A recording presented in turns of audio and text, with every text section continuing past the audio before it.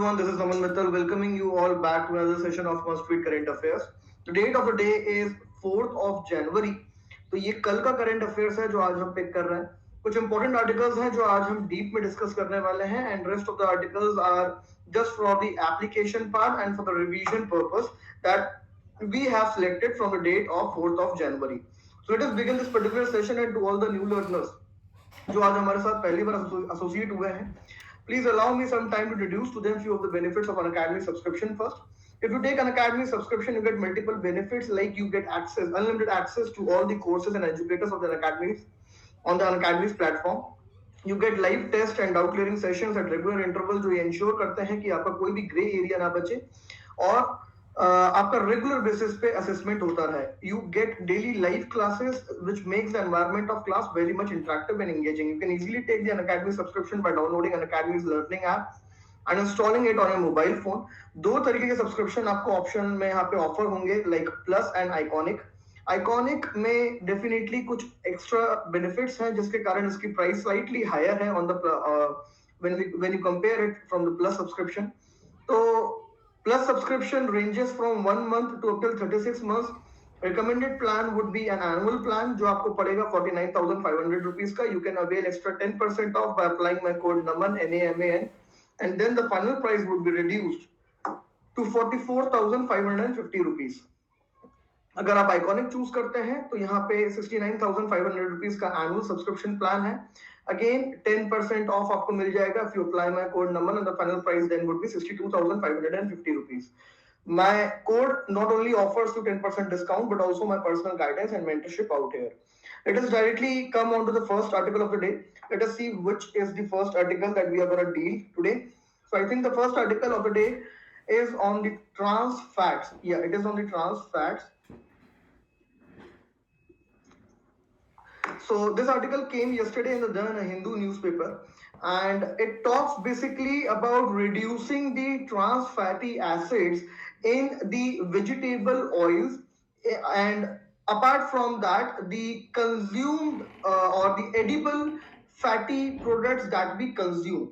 तो यहाँ पे फंसा है, that is the Food Safety and Standards Authority of India has come out with guideline for the industry, food industry, wherein it says that the amount of trans fatty acids, also called as TFA, needs to be reduced to 2% by 2022, and it by doing so is trying to meet the WHO guideline. तो थोड़ा सा पहले basic understand करते हैं, उसके बाद हम ये टारगेट्स पे आएंगे, ये फैक्ट्स पे आएंगे कि हम ट्रांस फैटी एसिड्स को कितना रिड्यूस करना चाहते हैं. So let us start from the basics that what are trans fats. Trans fats are the unsaturated fats and they can be natural or artificial. Natural trans fats जो होते हैं वो आपको मीट प्रोडक्ट्स में and few of the dairy products में भी देखने को मिलते हैं.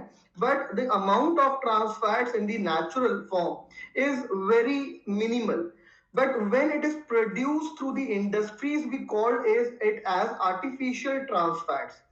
इंडस्ट्रीज इसको प्रोड्यूस करती हैं through the hydrogenation method, that is by inducing hydrogen और by adding hydrogen into the liquid form of fats which basically are the oils, edible oils.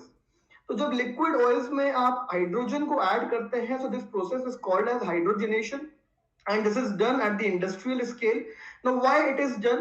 It is basically done to give it a better texture. It is done to give it a better taste and also to make the shelf life stronger of these products. तो ये तीन major reasons होते हैं कि क्यों fatty acids, trans fats को introduce किया जाता है through hydrogenation in the edible oils to make the texture more smooth, to make the taste more stronger and to improve the shelf life of the food. इसके अलावा एक और reason है जो आप यहाँ पे मेंशन कर सकते हैं, दैट इज आप जब ट्रांस फैट्स को इंट्रोड्यूस करते हैं एडिबल ऑयल्स में, so by doing so you make sure कि उस ऑयल को बार बार यूज किया जा सकता है. तो ये भी आप शेल्फ लाइफ में ही बेसिकली इंक्लूड कर लेंगे. आप चाहें तो इसको अलग से पॉइंट मेंशन कर सकते हैं, ये शेल्फ लाइफ में ये अंडरस्टूड है. तो ये बेसिक रीजंस है कि ट्रांस फैट को इंट्रोड्यूस किया जाता है इंडस्ट्रियल लेवल पे by introducing hydrogen or through the hydrogenation method. Fine. Trans fats, अब इसका हार्मफुल नेचर कैसा है, why do we want to reduce the trans fats? तो trans fats basically are related to the LDL cholesterol which is also called as bad cholesterol. तो दो type के cholesterol होते हैं मेजरली, एक होता है LDL, एक होता है HDL. LDL stands for low density lipoprotein and HDL stands for high density lipoprotein. LDL is called as bad cholesterol, HDL is called as good cholesterol. LDL basically क्या करता है, लिपोप्रोटीन जो अगेन एक bad cholesterol है, उसको अपना हमारी arteries में एक्यूमुलेट होने देता है, वेयर एज HDL जो है वो लिपोप्रोटीन को लिवर तक लेके जाता है so that it can be flushed out from the body. So HDL is for the same reason called as a good cholesterol, and LDL क्योंकि ये आपकी arteries को over time block कर सकता है, which then can result into heart attacks or coronary diseases. That is why trans fats are basically not preferred in the food that we consume. तो इसीलिए क्योंकि ये LDL को increase कर रहा है, we need to reduce the trans fats or the amount of trans fat in the food that we consume. Fine. यहाँ पे नेक्स्ट आप बात करेंगे कि इसके अलावा इसमें और क्या इंपॉर्टेंट फैक्ट्स हैं. तो according to WHO, just because of the consumption of more amount of trans fat than prescribed, there are around 5 lakh deaths on an annual basis at the global scale because of the heart related ailments or coronary diseases caused majorly because of the trans fats which are present in our food. इसके अलावा एक और important fact है from the Indian context, and that is that India is among the top 15 countries which together account for around 2/3 of the deaths caused because of the trans fats related ailments or related diseases. तो इसीलिए India पे burden थोड़ा सा ज्यादा आता है कि trans fat के अमाउंट को आपको रिड्यूस करना है in the food that we consume. Okay, fats की basic information from the prelims point of view. तो फैट्स बेसिकली तीन टाइप के होते हैं. एक होता है saturated which are mostly found in the solid state in at the room temperature. इसमें बटर, चीज, घी एक्सेट्रा आप इंक्लूड कर सकते हैं. The second form of fat is unsaturated fat. Unsaturated fat are mostly at the liquid state at the room temperature, and the third form of fat is the trans fat जिसकी आज हम यहाँ पे बात कर रहे हैं. तो इस टॉपिक को आप न्यूट्रिशन में भी इंक्लूड कर सकते हैं, लेकिन please be cautious out there क्योंकि ये न्यूट्रिशन की उतनी बड़ी प्रॉब्लम नहीं है. जब आप ओवर न्यूट्रिशन की बात करेंगे तो डेफिनेटली आप यहाँ पे ट्रांस फैट को इंक्लूड कर सकते हैं because it also leads to the obesity and then the cardiovascular related diseases, coronary ailments और heart attack kind of problems in our country. तो ये डाइटरी लाइफस्टाइल पैटर्न पे भी काफी ज्यादा डिपेंडेंट है, रिलेटेड है टू दैट. तो अब इसमें क्या गाइडलाइन है एट द इंटरनेशनल लेवल और इंडिया क्या कर रहा है वो थोड़ा सा जानना जरूरी है बिकॉज हमारा आंसर इनरिच उन्हीं पॉइंट से होगा. ये सारा बेसिक था about the trans fat and the recent facts that you need to have. तो 2011 में इंडिया ने फर्स्ट टाइम एक रेगुलेशन अटेम्प्ट किया so as to curtail the limit of trans fat in our food, and this was done by the FSSAI. FSSAI here stands for Food Safety and Standards Authority of India. So 2011 में FSSAI said to the industry that you need to limit the trans fat in the food to 10%. Fine. इसको फिर reduce किया गया in 2015 where in FSSAI said that you need to now limit it to the 5%. और अब FSSAI ने इसको further it has brought it down and it has said कि 2021 में आपका टारगेट है 3% का और 2022 में आपका टारगेट है 2% का. फाइन. तो हम ऐसे ग्रेजुअल मैनर में इसको क्यों रिड्यूस कर रहे हैं and to what extent are we gonna reduce it in the later times. Please understand the guideline of the WHO. WHO says that we want the complete absolute elimination of trans fat from the food that we intake by 2023. So WHO is in the favor of absolute elimination, that is presence of 0% of trans fat in any kind of food that we consume. तो इसीलिए FSSAI in India is coming up with gradual reduction right from the 2011 times. तो हमारा अभी 2021 का target है 3% and then 2022 का target है 2%. कितना ट्रांस फैट आप सेफली कंज्यूम कर सकते हैं? अकॉर्डिंग टू WHO सेफली आप 1% के अराउंड कंज्यूम कर सकते हैं of your daily intake of 2000 calories. तो ये कुछ फैक्ट्स हैं, जरूरी नहीं है वैसे उतने, लेकिन आपको पता होने चाहिए. लेकिन जो WHO का टारगेट है और जो FSSAI ने रिडक्शन करा है, ये आपको पता होना चाहिए. और 2011 में we came up with a first attempt to reduce the trans fatty acids in a food. ये भी इंपॉर्टेंट है जो आपको पता होना चाहिए. फाइन. तो ट्रांस फैट्स बेसिकली कहां कहां पे आपको मिलेंगे देखने को? In the edible oils, in the margarines. Margarines मतलब जो बटर के काउंटर पार्ट होता है, that is the thing. Bakery shortenings में यूज होता है. वेजिटेबल्स जो स्प्रेड में यूज होता है, spreading butter and so on, उसमें आपको ट्रांस फैट्स देखने को मिलेंगे. एंड नेचुरल फॉर्म में आपको मीट में एंड डेयरी प्रोडक्ट्स में भी देखने को मिलते हैं. इसीलिए कहा जाता है कि मीट का कंजप्शन कम से कम किया जाए. मीट का कंजप्शन अगर कर रहे हैं तो उसको एटलीस्ट फ्राई ना किया जाए and so on. So apart from these measures taken by the FSSAI, what else have we done to reduce the amount of trans fats and the adverse impact of the same on our health?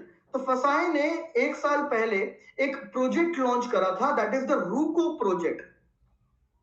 Important project है, काफी अच्छे implications हैं इसके, positive implications.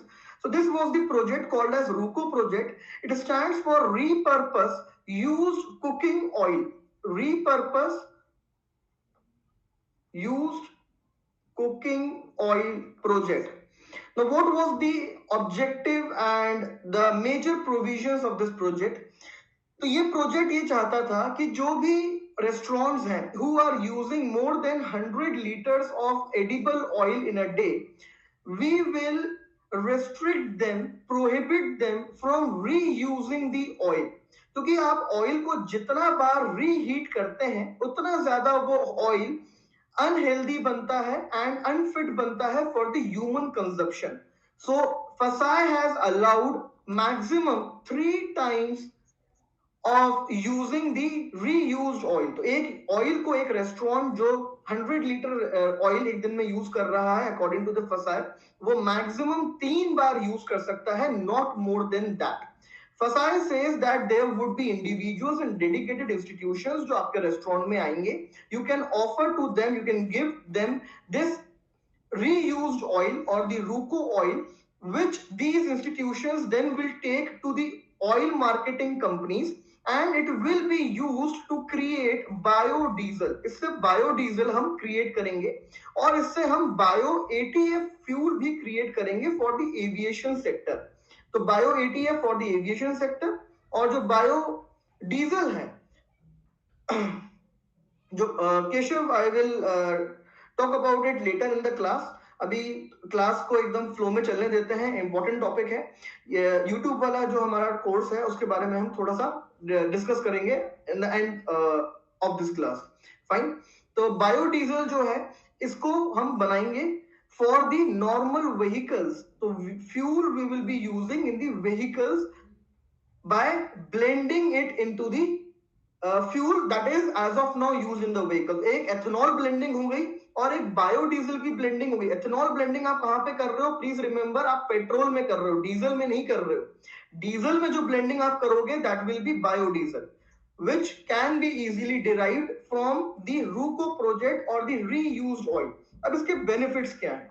Apart from the biodiesel, apart from the bio ETF, इसके बाकी benefits क्या हैं? तो सबसे इंपॉर्टेंट इसका benefit apart from bio diesel and bio ETF would be that it will help us to reduce our import. It will provide us fuel security or energy security, and it will also prevent adulteration of the UCO or adulteration through the UCO. What is UCO? Used cooking oil. ये restaurants क्या करते हैं कि जब ये लोग oil को multiple times use कर लेते हैं by reheating it, then they sell it to the street vendors. Street vendors को सस्ते में ऑयल मिल जाता है और वो उसको फिर फर्दर इस्तेमाल करते हैं by reheating it again and again again and again, जिसके कारण total polar compounds TPC, important है प्रीलिम्स के लिए, ऑयल में इंक्रीज हो जाते हैं। So the more number of times you reheat a particular oil, you will find the presence of total polar compounds in more numbers in that particular oil. FSSAI ने total polar compound को restrict कर दिया है to 25% in any kind of oil in any restaurant in our country. तो अगर कोई भी rate पड़ती है और अगर ऑयल में टोटल पोलर कंपाउंड 25% से ज्यादा पाया जाता है, then it is deemed to be unfit for human consumption. तो it basically determines the quality of oil that is being used.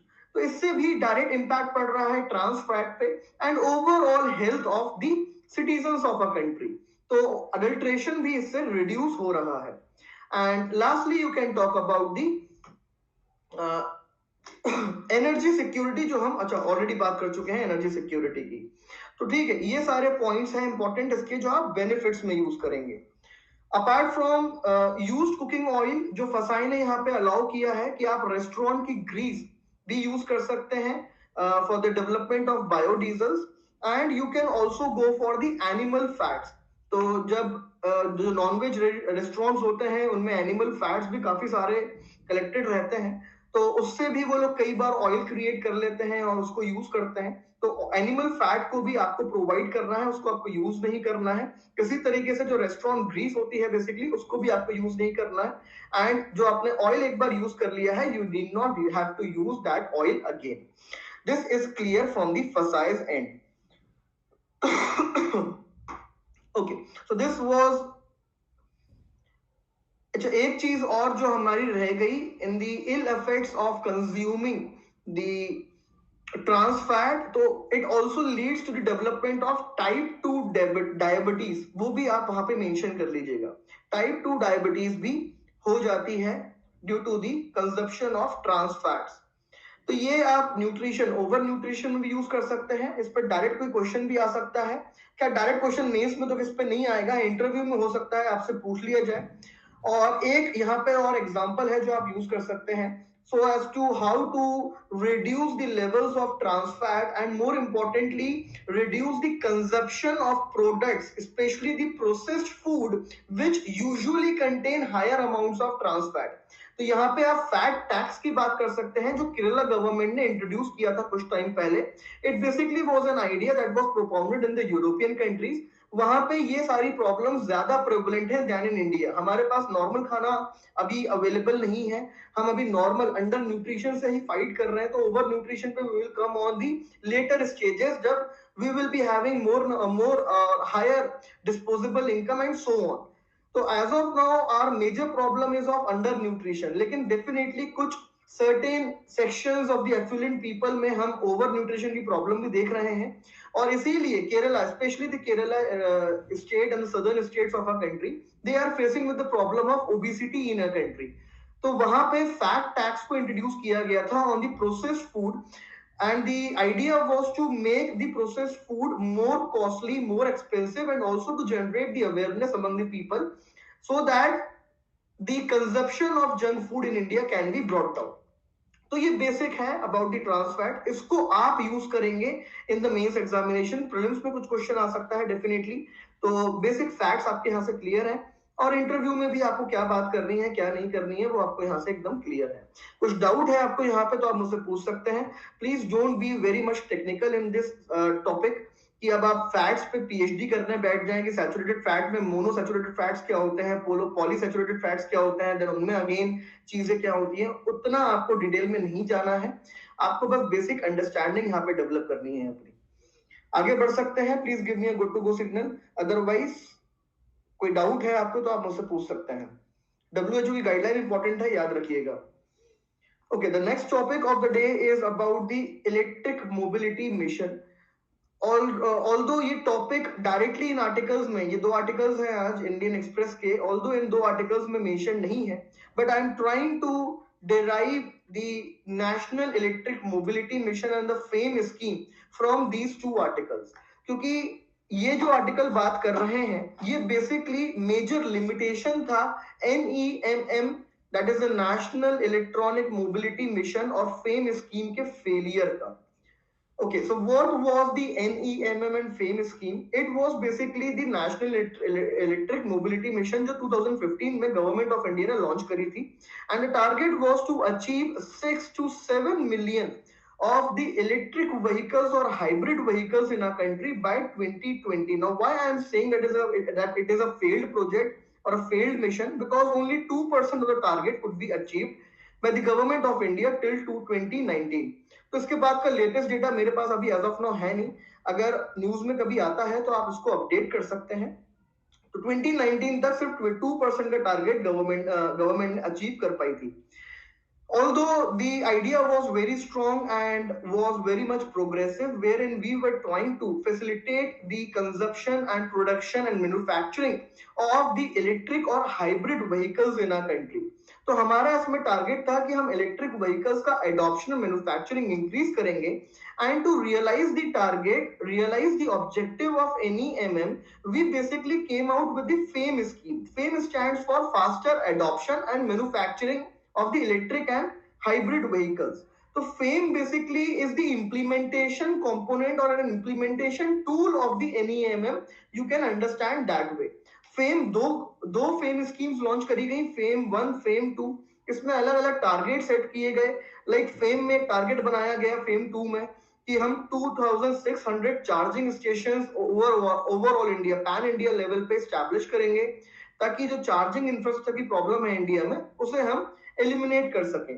Apart from this the target was set कि हम 30% private car ownership को shift करेंगे towards the electric vehicle ownership by 2030। तो ये target अभी भी हम रियलाइज कर सकते हैं, because we still have a decade to achieve it. थोड़े से इंपॉर्टेंट पॉइंट्स जो आपको यहाँ पे अंडरस्टैंड करने हैं, क्योंकि जब भी आप इलेक्ट्रिक व्हीकल, इलेक्ट्रिक मोबिलिटी की बात करें तो आपका फोकस कुछ सर्टेन एरियाज में होना चाहिए, जो मैं लिमिटेशंस के थ्रू आपको बताऊंगा, और वे फॉरवर्ड में भी मैं आपके साथ वो पॉइंट्स डिस्कस करूंगा। तो देखिए, मेजर प्रॉब्लम क्या है इंडिया में कि पहले आपने पुश करने की कोशिश करी private vehicle consumption of the electric vehicles और the hybrid vehicles in our country. First point. Second, you did not have the charging infrastructure in your country well established. तो अगर कोई इंसान इलेक्ट्रिक व्हीकल खरीदता भी है तो वो उसको चार्ज कहां से करेगा? The third major problem was of the battery. Lithium batteries यहाँ पे लगती हैं in the electric vehicles, and we do not have the expertise of producing the lithium batteries, nor do we have the raw material availability to come up with the lithium batteries. So we were excessively dependent upon the China for the import of lithium and lithium batteries. ये major problem थी with respect to the batteries. The fourth problem out here was recycling and disposing of, or you can say recycling and sustainable disposal of these batteries. तो ये batteries अगर आप use भी करते हैं, mass level पे आप इंपोर्ट कर लेते हैं या अपना प्रोडक्शन इंक्रीज कर लेते हैं, तब भी इसकी आप रिसाइकलिंग इंडस्ट्री क्रिएट नहीं कर पाए, इसका सेफ डिस्पोजल आप इंश्योर नहीं कर पाए, ना ही आपके पास कोई स्पेसिफिक स्ट्रेटेजी है एज ऑफ नाउ। तो ये मेजर 4 प्रॉब्लम्स है जिसके कारण ये प्रोग्राम फेल हुआ। इस प्रोग्राम को आप कैसे रीइंस्टेट कर सकते हैं, कैसे इंडिया में इलेक्ट्रिक मोबिलिटी को आप पुश दे सकते हैं? So first thing you need to understand is कि instead of going for the private consumption of electric vehicles, you need to focus on the public transportation, turning into the electric public transportation. आप पहले public transportation को convert करिए into the electric mode, उससे लोगों का adoption, जो fame का full form है, that is faster adoption and manufacturing. तो इससे दोनों चीजें होंगी। एक बार अगर आप पब्लिक ट्रांसपोर्टेशन को मैंडेटरी कर देते हो कि आपको इलेक्ट्रिक बसेस का ही इस्तेमाल करना है, मेट्रोस ऑब्वियसली इलेक्ट्रिक मीडियम के थ्रू ही रन करती हैं, यहाँ पे मैं बात कर रहा हूँ बसेस की। इसी तरीके से आप जो कैब सर्विसेज हैं, कैब एग्रीगेटर्स हैं, उनको इंसेंटिवाइज कर सकते हो कि you can make use of more number of electric vehicles. तो इससे हो क्या रहा है? फास्टर अडॉप्शन हो रहा है, definitely point number 1 is achieved. And क्या इससे मैन्युफैक्चरिंग होगी लार्ज स्केल पे? डेफिनेटली इससे मैन्युफैक्चरिंग भी होगी। जब आप रिटेल कंजप्शन को पुश करने की कोशिश करते हो तो investors are sceptical about the plan, they are not very much sure whether the consumer will purchase the electric vehicle or not. But when government is coming into the picture and saying that we want 500, for example, say we want 500 buses, electric buses, so definitely investment would be confident, investor would be confident, and he or she will be willing to set up a plant in a country. तो public transportation को push करना सबसे important है यहाँ पे, point number one. Second point is कि you need to diversify the source of lithium and the batteries, lithium based batteries in a country. तो यहाँ पे इस आर्टिकल में यही बात करी गई है कि excessive dependency इंडिया की जो है on China, now that would be the case in the later future, because now we are looking at the reserves which are present in the Latin American countries, especially in Argentina, Chile and Bolivia. तो ये एक major factor है यहाँ पे, major आप बोल सकते हैं एक पुश मिला है इलेक्ट्रिक मोबिलिटी को इंडिया में. And the next thing that should be done is the charging infrastructure. गाड़ियां रोड पे बाद में आएंगी, पहले चार्जिंग इंफ्रास्ट्रक्चर होना जरूरी है. It can not be vice versa. आप पहले गाड़ी खरीद के पेट्रोल पंप नहीं ढूंढोगे, आपको पहले दिखना चाहिए कि yes there are multiple charging stations, yes there are multiple petrol pumps, only then you will purchase the vehicle.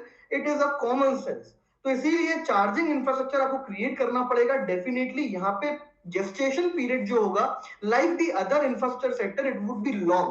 So you need the alternative financing sources for the creation of charging infrastructure. In this particular case, you cannot expect one to invest into the charging infrastructure and get the profit from the next day itself, because it will take time for the people to shift towards the electric vehicles. And most importantly, you never should directly attempt moving people from the conventional fuel based vehicles to the electric vehicles. बीच में एक और kind of vehicle होती है जो होती है hybrid vehicle, जो आजकल आप देखते भी हैं. तो there are many number of companies now which are coming with hybrid models. Hybrid model में क्या होता है, एक कन्वेंशनल फ्यूल होता है and second is the battery. तो वो बैटरी ऐसी नहीं होती है कि उसको आपको चार्ज करना पड़े, वो सेल्फ चार्ज हो जाती है through the running of the car. And this is important. एक बार आप हाइब्रिड व्हीकल्स को लॉन्च करेंगे, so it will increase the mileage, it will increase the energy efficiency, fuel efficiency of the vehicle. So already you are achieving the commitments that you have done at the global level through the Paris Accord and so on. तो पहले आपको hybrid vehicles को launch करना पड़ेगा. इससे दो फायदे हो रहे हैं. देखिए, एक तो आपकी एनर्जी एमिशंस की कमिटमेंट आप अचीव कर रहे हैं, और दूसरा जो कार मैन्युफैक्चरर्स हैं, ऑटोमोबाइल कंपनी है, वो भी ग्रेजुअली शिफ्ट हो रही है. So for creation of hybrid vehicles, they definitely would be adopting the technology in a phased manner, and after that you can expect them to completely switch to the electric vehicles. तो ये phased manner में आपको switch करना है. तो way forward में please हमेशा है ना, थोड़ा सा ये 3-4 पॉइंट्स इस पे ध्यान रखिए. एक पब्लिक ट्रांसपोर्टेशन को पुश मिलना जरूरी है, एक चार्जिंग इंफ्रास्ट्रक्चर क्रिएट होना जरूरी है through the PPP models on the basis of alternative sources of infrastructure financing. इसमें अगर आपने फॉर्मल फाइनेंशियल सिस्टम के थ्रू फाइनेंसिंग करवाई तो फिर से केसेस होंगे एनपीए के, और चार्जिंग इंफ्रास्ट्रक्चर सस्टेन नहीं कर पाएगा. And next, you need to shift in a gradual manner from the conventional to hybrid to complete electric, and you cannot jump directly from the conventional to electric vehicles, because that is not gonna be possible in at least our country. तो ये कुछ major points हैं जो आप इसको emphasise करेंगे जब भी आप न्यूज रीड करें. तो इन चीजों को समझने की, इन चीजों के अगेंस्ट सब्सटैंशिएट करने के पॉइंट्स को ढूंढने की कोशिश करें. यहाँ पे Argentina, Chile, Bolivia major point है जो आप यूज कर सकते हैं. ये बहुत टाइम से चल रहा था कि India, why does not India go to the Latin American countries and enhance its bilateral relationship और connect with the Latin American countries. तो एक ज्योग्राफिकल डिस्टेंस बहुत बड़ा फैक्टर था कि अगर हम ट्रेड फैसिलिटेट भी करते हैं, एग्रीमेंट्स भी साइन करते हैं, then again it will be very costly. But we need to at least have the diversified sources until and unless we have certain forms of technological modifications जिसमें हम lithium battery को और ज्यादा modify कर सकें और ज्यादा एफिशिएंट बना सकें. तो उसके लिए ये सेकंड सेट ऑफ आर्टिकल है, ये इसी का कंटिन्यूड पार्ट है. इसमें ऑल्टरनेटिव टेक्नोलॉजीज की बात करी है, तो इसमें मल्टीपल कंपनीज की बात करी है, like Toyota and then there is Apple, Tesla भी है यहाँ पे। तो आप कोई भी दो कंपनीज की टेक्नोलॉजी को पिक कर लीजिए एज एन एग्जांपल, और वो आप यूज कर सकते हैं कि government can through the collaborative efforts with the private sector, it can easily come up with the advanced form of technology so as to enhance the capacity and output of the existing lithium batteries, as it has been done by the companies like Toyota, Apple और Tesla। तो यहाँ पे ये जो article है इसको आप एक बार गो थ्रू करेंगे रफ मैनर में। ये मैंने मार्क किया हुआ है, जैसे टोयोटा का एग्जांपल है, ये एप्पल का एग्जांपल है। इसके बाद अगर आपके पास इंडियन एक्सप्रेस का सब्सक्रिप्शन है तो उसके बाद टेस्ला का भी एग्जांपल है, आप वो भी देख सकते हैं। Otherwise this is more than sufficient for you from this schemes perspective. Okay, apart from this, the measures taken by the government to boost NEMM and FAME scheme important है। कुछ measures हैं आपको याद रखने पड़ेंगे। ये जो मैंने आपको suggest किया ये आप definitely use करेंगे। Apart from this क्या measures लिए हैं government ने? तो गवर्नमेंट ने जीएसटी के थ्रू फाइनेंशियल इंसेंटिव्स प्रोवाइड करे हैं। लाइक जीएसटी ऑटोमोबाइल इंडस्ट्री पे आपको पता है 28% है, जिसकी डिमांड ऑलरेडी चल रही है कि इसको रिड्यूस करा जाए। तो इलेक्ट्रिक व्हीकल्स में गवर्नमेंट ने 28% से 12% ऑलरेडी किया हुआ है GST, so as to ensure faster adoption. जो फेम स्कीम है उसके दो ही ऑब्जेक्टिव हैं, एडॉप्शन एंड मैन्युफैक्चरिंग। तो first part is to be done through this measure. And apart from this batteries पे रिड्यूस कर दिया है जीएसटी टू 5%। तो बैटरीज पे 5% है और इलेक्ट्रिक व्हीकल्स पे 12% का जीएसटी है, ताकि फास्टर एडॉप्शन हो सके हमारे देश में। इसके अलावा यहाँ पे गवर्नमेंट ने टैक्स इंसेंटिव्स प्रोवाइड करे हैं to the individuals who basically purchase the electric vehicle। तो जो भी बंदा इलेक्ट्रिक व्हीकल परचेज करता है उसको एक साल में ऑन एन एनुअल बेसिस उसको आईटीआर में 1.5 लाख का टैक्स एग्जेम्पशन मिल सकता है। तो again for the faster adoption. And then sale of electricity as a service has been allowed for the charging stations। Apart from this, exemption of permit, the vehicle permit has been provided to all the battery operated vehicles।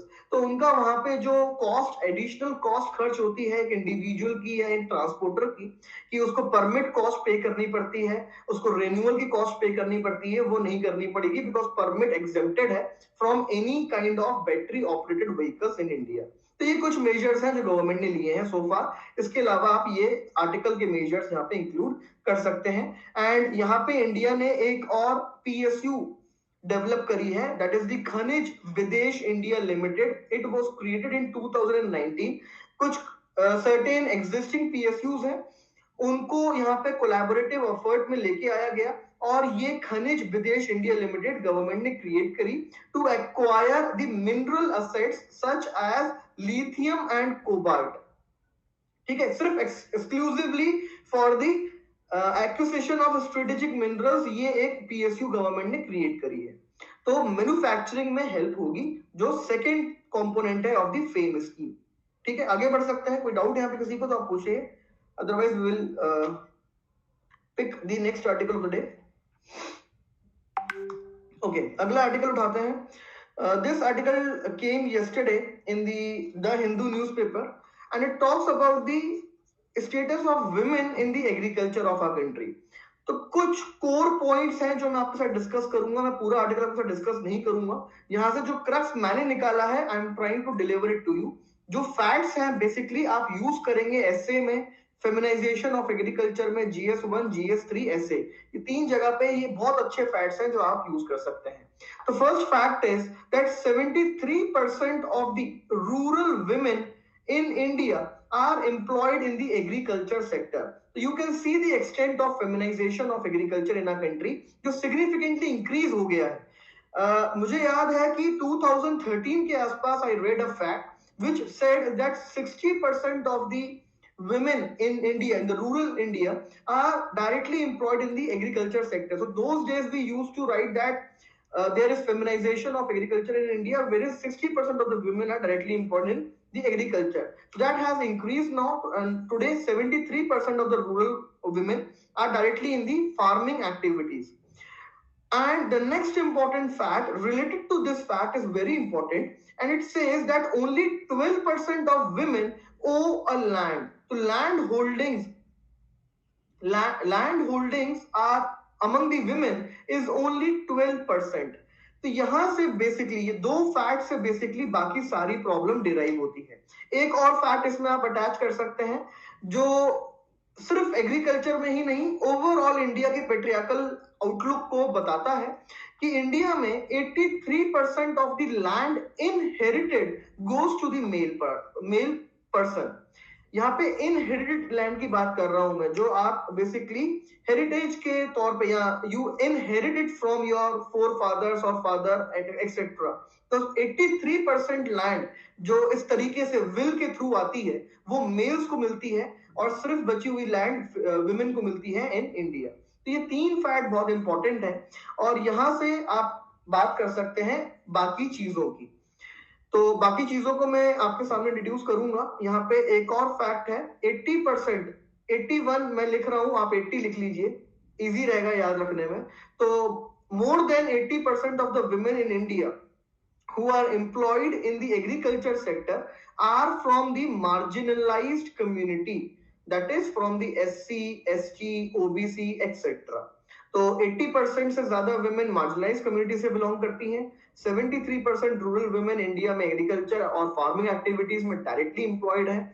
12% women है सिर्फ India में जिनके पास who have the land title on their own name, and 83% of the land inherited in your country goes to the male person or male individual. Fine, then there is a problem of non-recognition. Obviously the problem of non-recognition will come into the place.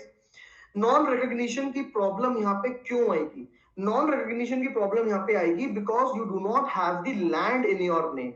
Land आपके पास नहीं है अगर, तो definitely non-recognition की problem आएगी, और अगर non-recognition की problem आएगी तो यहां पे you won't be able to get access to the support system of the agriculture.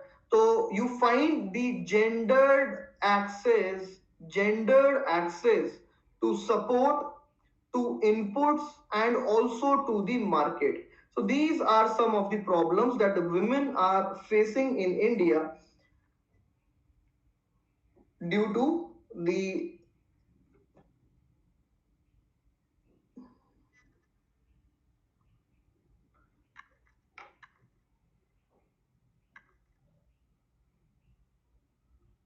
yes. So they do not get the access to input, support and market, and these are the major problems deriving from this particular section. 12% do not have any land. Okay, इसके अलावा हम बात करते हैं कि क्या इनको social benefits मिलेंगे? डेफिनेटली सोशल बेनिफिट्स इनको नहीं मिलेंगे। क्यों? Again because of the non recognition, as majority of the women are not recognized by the government as farmers, but they are recognized as the cultivators or agricultural landless laborers. तो अगर government ही इनको farmer declare नहीं करेगी तो जो भी social benefits होते हैं, इंश्योरेंस स्कीम होती है, लोन वेवर्स होते हैं, क्रॉप सब्सिडीज होती हैं, वो इनको बेनिफिट नहीं पहुंचा पाती है। So these are the major problems. अब ये सारी मेजर प्रॉब्लम्स को इस आर्टिकल में लिंक किया गया है with the farm laws, which is a beautiful work. Because जब हम फार्म लॉज डिस्कस कर रहे थे तब भी मैंने आपसे डिस्कस करा था कि farm laws disparities definitely cause करेंगे, एंड यहाँ पे रीजनल डिस्पैरिटी, क्रॉप डिस्पैरिटी के अलावा एक और डिस्पैरिटी होगी, वो होगी जेंडर डिस्पैरिटी। तो यहाँ पे अगर आपको कॉन्ट्रैक्ट फार्मिंग की बात करनी है तो women will be a weak negotiating party for definitely.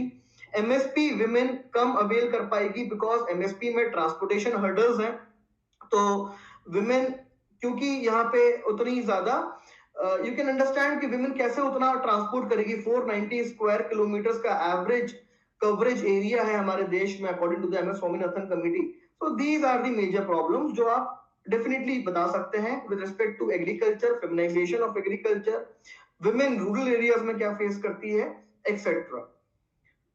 Chetan, what is the source of this data? I think the source is Indian Human Development Survey. Yes, Indian Human Development Survey.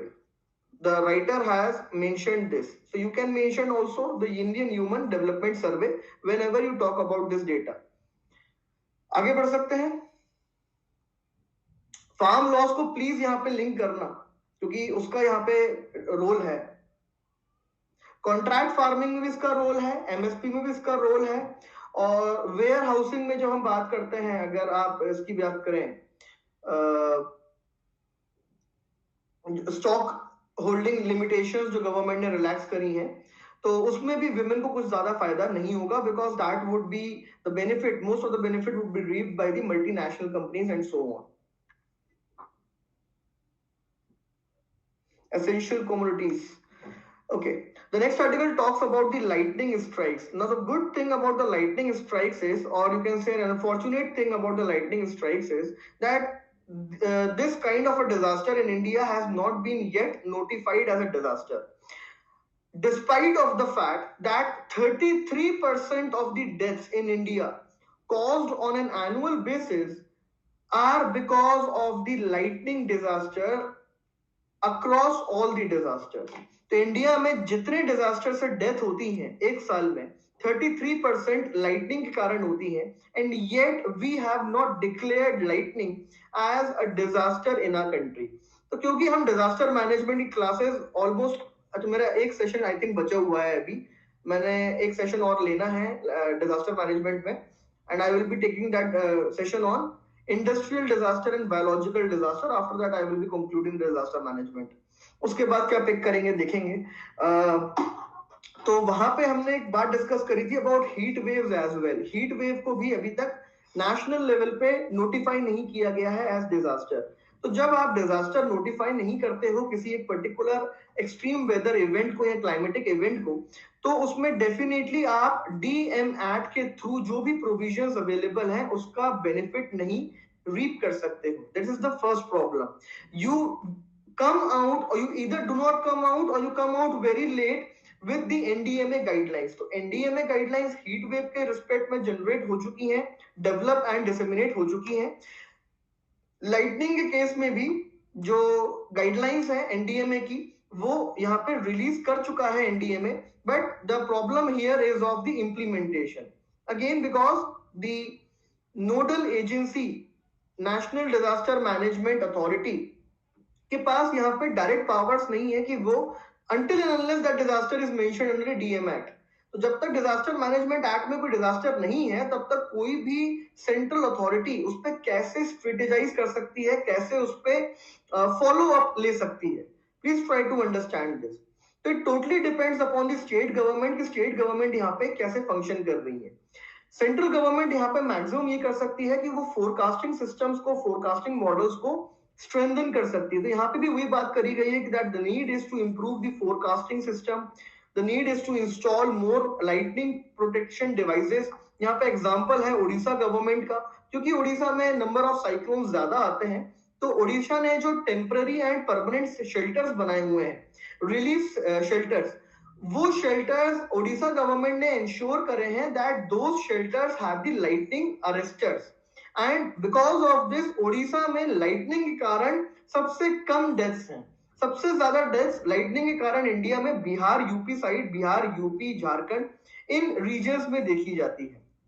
ठीक है, तो ये कुछ facts हैं जो आप ले सकते हैं, अपने यूज कर सकते हैं. हो सकता है प्रॉब्लम्स में पूछा जाए. डिजास्टर मैनेजमेंट में मैं लाइटनिंग को डील नहीं करने वाला हूँ बिकॉज बहुत ही छोटा सा टॉपिक है ये. तो इसी आर्टिकल के थ्रू आप बेसिक फैक्ट्स अपने पास रख लीजिए. डायरेक्ट क्वेश्चन लाइटनिंग पे नहीं आएगा मेंस में, बहुत ही छोटा टॉपिक है ये, एक आंसर लिखने के लिए ऑफ अबाउट 150 वर्ड्स और 200 वर्ड्स. तो यूपीएससी आपको ऐसा क्वेश्चन नहीं देगा इन द एग्जामिनेशन, बट कुछ फैक्ट्स आपके पास डेफिनेटली होने चाहिए. 37% डेथ्स कम हो गई हैं फ्रॉम द प्रीवियस ईयर्स, ये एक पैरा फैक्ट है. There are several loopholes. तो लूप होल्स आपको पता है, lightning protection devices, lightning arresters, improve forecasting systems, ये सारी प्रॉब्लम है इंडिया में. एंड मेजर लाइटनिंग की प्रॉब्लम्स कहाँ कहाँ है? बिहार में है, उड़ीसा में है, झारखंड में है, मध्य प्रदेश में है, एंड सो ऑन. फाइन, इससे ज्यादा यहाँ पे जरूरत नहीं है डिस्कशन की. आगे बढ़ते हैं. तो again we have come on to the vaccine. तो ये आर्टिकल्स मैं आपके साथ कल ऑलरेडी डिस्कस कर चुका हूं जब मैंने वैक्सीन को डिटेल में डिस्कस करा था. वैक्सीन के अप्रूवल को लेके कुछ कंसर्न्स रेज किए गए थे, वो आपको इस आर्टिकल में देखने को मिलेंगे, एंड वो कंसर्न्स आपको इस एडिटोरियल में भी देखने को मिलेंगे टू एन एक्सटेंट. तो कंसर्न्स बेसिकली यही है कि फेज 2 ट्रायल डेटा के बेसिस पे कैसे आपने अप्रूवल दे दिया when the same approval was denied few weeks back in our country. पहला पॉइंट ये है. सेकेंड पॉइंट यहाँ पे जो आगे भी आर्टिकल्स में आपको देखने को मिलेगा, that is about the private hospitals, they are keen on the vaccine roll. ये आर्टिकल संडे को आया था, तो संडे को हम must be current affair session नहीं कंडक्ट करते हैं, लेकिन मैं कोशिश करता हूं कि संडे के आर्टिकल्स को मैं इंक्लूड कर लूं इन मंडे और in the next classes that we take in the next week और द कमिंग वीक. तो यहाँ पे प्राइवेट हॉस्पिटल्स का आर्टिकल है कि private hospitals are very much keen to be an active participant in the entire vaccine delivery process, लेकिन government is not as of now interested or as of now has not evinced the private sector of any proactive role to be played by them. और ये basic article है कि जो आज के हिंदू में, sorry कल के हिंदू के फ्रंट पेज पे आया था कि drug controller general of India ने वैक्सीन को अप्रूव कर दिया है. इसके पहले वाले दिन में, that is on the 3rd of January, article आया था कि सब्जेक्ट एक्सपर्ट कमिटी ने अप्रूव किया है.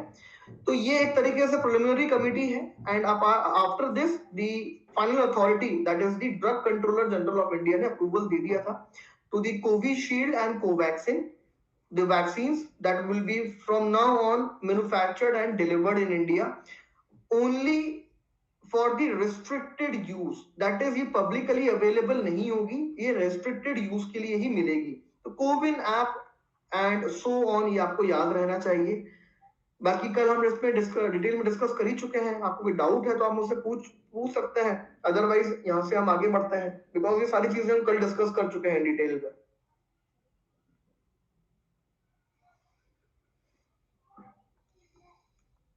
Okay, nature's fury, disaster management के रिस्पेक्ट में, क्लाइमेट चेंज के रिस्पेक्ट में फैक्ट्स हैं यहाँ पे.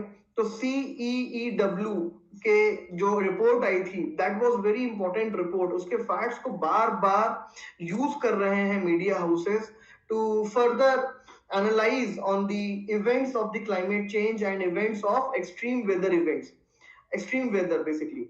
तो इसकी सबसे मेजर फाइंडिंग ये थी, 3 मेजर फाइंडिंग्स थी इसकी. एक 75% of the districts in our country have become now vulnerable to climate change and related extreme weather events. Second, it talked about the changing pattern of the microclimates. Microclimates itself are the product of climate change and the anthropogenic activities.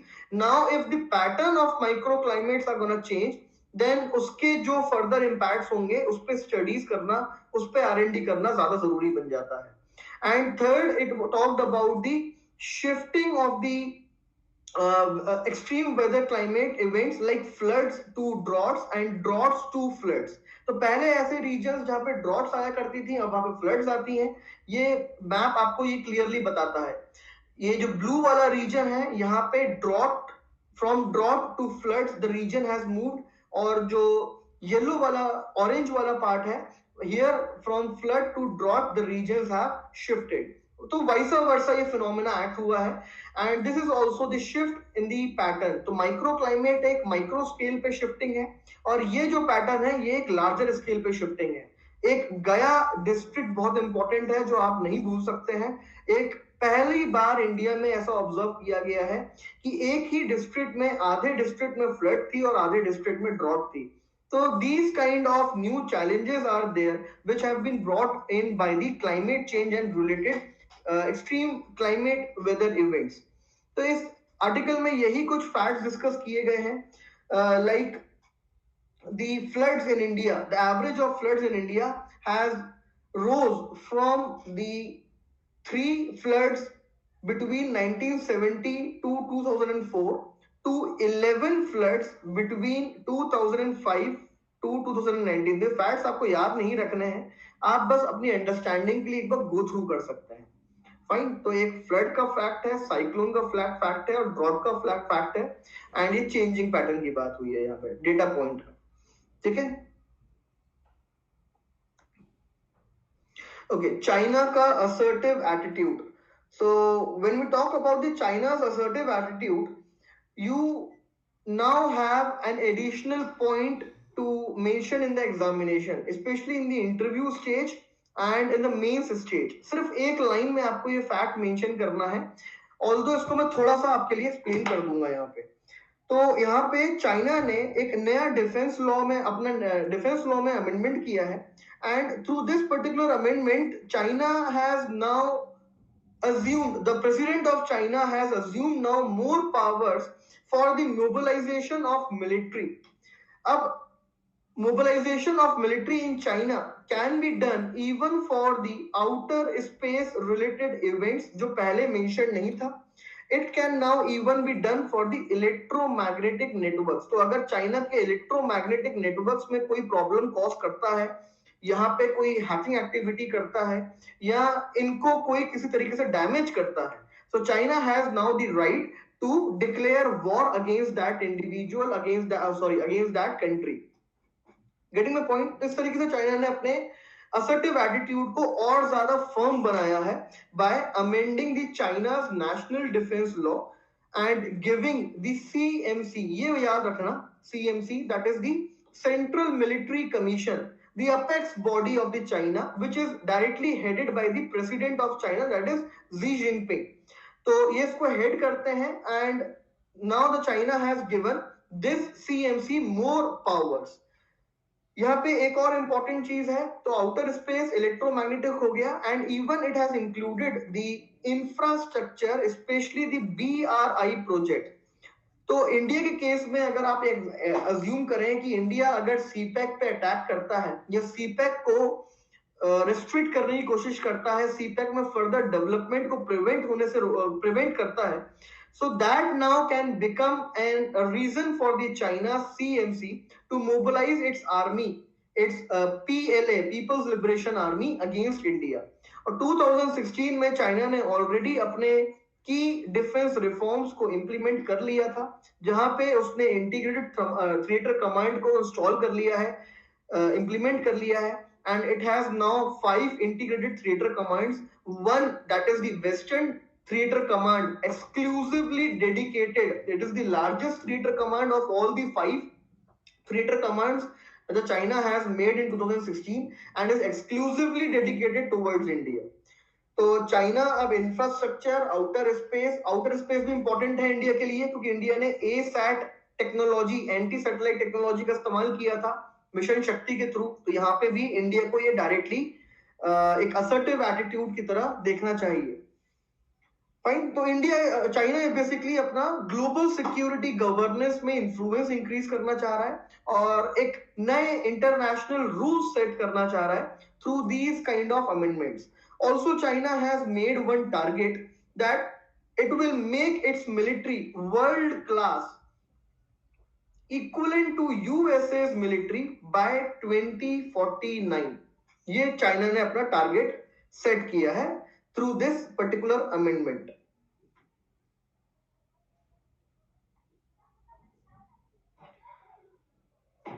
Okay, तो इसमें से कुछ changes India को भी करने की जरूरत है, like integrated theatre command India को भी इंप्लीमेंट करना चाहिए. और ये जो एलिमेंट्स हैं यहाँ पे, space, electromagnet, cyber space, these are basically, you can term it as the fronts of war or the reasons because of which a country can declare war. तो यूएसए ने भी स्पेस को इंक्लूड करा है as a new front of war in 2016, I think. And China has done it again on the similar lines. तो यहाँ से बस ये छोटे छोटे फैक्ट्स हैं जो assertive attitude चाइना का in the times to come is definitely not gonna attenuate but definitely gonna be strengthened, ये पता लगता है. और इंडिया को अपनी कैसे अलाइन करनी है strategy specifically with respect to China, इसको आप अब बेटर तरीके से समझ सकते हैं और एक्सप्रेस कर सकते हैं in the examination. Because now you clearly know कि जब चाइना ने सीएमसी को बेटर पावर्स दे दी हैं, अपना नेशनल डिफेंस लॉ अमेंड कर दिया है, उसमें क्या टारगेट सेट करे हैं, ऑलरेडी वो क्या रिफॉर्म्स लेके आ चुका है, तो ये सारी चीजें क्लियरली बताती हैं कि इंडिया को किस तरीके से आगे बढ़ना चाहिए, specially with respect to China. Okay, ये आर्टिकल आपके सेल्फ रीडिंग के लिए है, इसको मैं ज्यादा डिस्कस नहीं करूंगा यहाँ पे. I think this is the last article, this is the second last article. तो इस आर्टिकल में बात हुई है कि इंडिया में marginalise community, specially the schedule caste community के लिए क्या रिसेंट में गवर्नमेंट ने मेजर्स लिए हैं. तो एक गवर्नमेंट ने पोस्ट मैट्रिक स्कॉलरशिप स्कीम को रिलीज करा है, कैबिनेट कमेटी ने अप्रूवल दिया है. It is the 59,000 crore scheme, the approval to which has been given by the union cabinet so as to enhance the literacy level among the citizens or among the people of scheduled caste in our country. एक major ये हो गया. इससे gross enrolment ratio in the higher education, post matric scholarship scheme है ये, तो higher education में attainment levels increase होंगे, एनरोलमेंट रेशियो इंक्रीज होगा एंड ओवरऑल एम्पावरमेंट होगा of the SC community. So this is the first measure taken by the government. Second measure is about the stand up scheme and stand up India scheme and the Mudra scheme, जिसके through financing हम provide कर रहे हैं to the SC community. And development of villages. So government has identified certain 27,000 villages which have the dominance of scheduled caste community, and now government is committed to develop these 27,000 villages. Central government, तो 27,000 villages government of India ने identify करे हैं जहां पे majority of the people are from the Dalit community, and now these villages would be developed. Infrastructure यहाँ पे develop किया जाएगा, both socio economic development, complete socio economic development यहाँ पे गवर्नमेंट करेगी. इकोनॉमिक डेवलपमेंट में स्टैंड अप इंडिया, मुद्रा, ये दो आप यहाँ पे बता सकते हैं. वेंचर कैपिटल फंड है for the SC community and credit enhancement guarantee plan है फॉर द एससी कम्युनिटी. बाकी इस आर्टिकल को जब आप रीड करेंगे तो आपको काफी ज्यादा ये पोलराइज्ड आर्टिकल लगेगा from the political point of view, तो उसमें आपको नहीं जाना है. आप बस ये कीवर्ड्स पिक कर लीजिए ताकि अगर आपको यूज करना पड़े कभी एसए में या मेंस में क्वेश्चन आ जाता है GS1 में, measures taken by the government of India, GS2 में भी आ सकता है, measures taken by the government of India to uplift the SC community, तो उसमें आप ये कुछ मेजर्स बता सकते हैं. बाकी कभी अगर हमें एक बेटर एक्सक्यूज मिला तो एससी कम्युनिटी को हम डिटेल में डील कर लेंगे. ओके, जीएसटी फ्रॉड्स को कम करने के लिए गवर्नमेंट ने आईटी डिपार्टमेंट को रोप इन करा है. तो जीएसटी फ्रॉड, फेक बिल्स हो गए और जीएसटी इवेजन हो गया, ये सारे प्रॉब्लम्स हमने कंटिन्यूस मैनर में देखे हैं. तो एक तो ई इनवॉइसिंग सिस्टम है जो गवर्नमेंट ने अक्टूबर 2020 में रिलीज करा था, because of which the GST collection in the month of December has significantly increased. Now the government is planning to use the artificial intelligence so as to identify the key individuals, and government has already identified 7,000 companies which were using the fake bills, fake invoices. तो अब इस तरीके से IT department को government empower कर रही है कि आप एआई टूल्स का इस्तेमाल करें और इन इंडिविजुअल्स को, इन कंपनीज को आइडेंटिफाई करें ताकि हम सिर्फ इनडायरेक्ट टैक्स कलेक्शन को इंक्रीज ना करें बल्कि हम डायरेक्ट टैक्स कलेक्शन को भी इंक्रीज कर सकें through the penalties levied on the individuals, की इंडिविजुअल्स ऑफ दोज फर्म्स. तो government is now empowering the IT department. ये एक point है सिर्फ, the use of artificial intelligence which will not only help government to prevent the evasion of GST in our country but will also help government to strengthen the collection of direct taxes through the form of penalties and so on. तो इसमें data की pooling करी जाएगी and artificial intelligence को उसमें use किया जाएगा. That is the usages of data analytics tools. This is the one छोटा सा पॉइंट है, एक स्मॉल पॉइंट जो आपके साथ बस डिस्कस करना था. ये आई थिंक फ्रंट पेज पे आया था आज द हिंदू के. So these were some of the articles जो आप लोगों के साथ डिस्कस करने थे. कुछ डाउट है आपको तो आप मुझसे पूछ सकते हैं, otherwise we will call it a day. ये 4 जनवरी के करंट अफेयर्स हैं. 5 जनवरी करंट अफेयर्स में आज रात को 11 बजे आपके साथ डिस्कस करूंगा एंड फिर हम we will be aligned with the dates. I don't know कि मैं क्या स्टार्ट करूंगा डिजास्टर मैनेजमेंट के बाद, बिकॉज मैं डिजास्टर मैनेजमेंट की क्लास भी आप देख रहे हैं कि मैं नहीं ले पा रहा हूँ because of the shortage of time. तो मैं पहले डिजास्टर मैनेजमेंट क्लास खत्म कर दूं. मेरी 2 क्लास बची है, जैसे मैंने बताया, एक बायोलॉजिकल डिजास्टर, इंडस्ट्रियल डिजास्टर के ऊपर, और एक मुझे कंक्लूड करना है डिजास्टर मैनेजमेंट जहां मुझे आपको स्ट्रेटेजी बतानी है कि एक बार आपने डिजास्टर मैनेजमेंट पूरी तरीके से पढ़ लिया, लेकिन आपको कैसे आगे करंट अफेयर्स को अटेंशन पे करना है, क्या आपको फोकस में रखना है, एंड सो ऑन। खत्म मैं कोशिश करता हूँ इस हफ्ते में 2 रिकॉर्डेड क्लास आपकी प्रीमियर करवा दूं। तो 2 ही क्लास बची हैं, अगर मैं लाइव नहीं ले पाया तो मैं प्रीमियर करवा दूंगा 2 क्लास रिकॉर्ड करके। और उसके बाद स्टार्ट क्या करूंगा, आई am not very much sure. आप मुझे सजेस्ट कर सकते हैं। इंटरनेशनल रिलेशन है, हम स्टार्ट कर सकते हैं। एथिक्स है, हम स्टार्ट कर सकते हैं। And apart from that governance, एक गवर्नेंस है जो हम स्टार्ट कर सकते हैं। तो ये 3-4 चीजें हैं जो हम स्टार्ट कर सकते हैं। Okay, ethics you are saying Keshav, I definitely will think upon it कि एथिक्स क्या मैं उतना टाइम दे पाऊंगा, बिकॉज सिर्फ जनवरी है मेरे पास। जनवरी के बाद आई डोंट नो कि मैं यूट्यूब पे कंटिन्यू करूंगा या नहीं, राइट। हाँ, एथिक्स में अगर पिक करता हूं तो उसमें गवर्नेंस का जो सेक्शन है, चार्टर एक्ट्स वगैरह वाला, कॉर्पोरेट गवर्नेंस हो गया, चार्टर एक्ट्स हो गया, ग्रीवियंस रिड्रेसल हो गया, तो ये आपका गवर्नेंस में भी कॉमन है और एथिक्स में भी कॉमन है।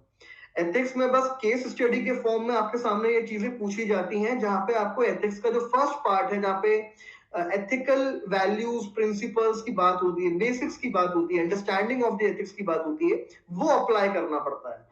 तो एथिक्स में जब गवर्नेंस आता है, तो that is the applied form of governance. और जब जीएस2 में गवर्नेंस आता है, तो that is the knowledge part of the governance. तो जीएस2 में अगर आप एथिकल पॉइंट ऑफ व्यू लिखना स्टार्ट कर देंगे तो आपको मार्क्स नहीं मिलेंगे, right. I am not very much sure as of now कि जनवरी के बाद मैं कंटिन्यू यूट्यूब पे करूंगा या नहीं करूंगा। तो दैट इज वाई कि मैं जो भी पिक करूंगा मैं उसको जनवरी में ही खत्म करना चाहता हूँ, because I don't want to leave you guys in between like a hanging fruit, like आधा करवाया और फिर मैं गायब हो गया। तो एटलीस्ट लाइक जैसे मैंने इंटरनल सिक्योरिटी कंप्लीट करवाया, तो डिजास्टर मैनेजमेंट तो फॉर श्योर मैं कंप्लीट करवा दूंगा, लेकिन इसके बाद जो भी मैं पिक करूंगा मैं उसको कंप्लीट करवाना चाहता हूँ आप लोगों के लिए। ओके,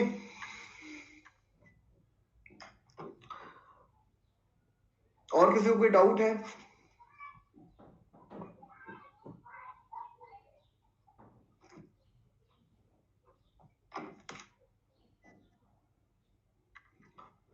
ओके, एथिक्स का देखते हैं फिर, फाइन।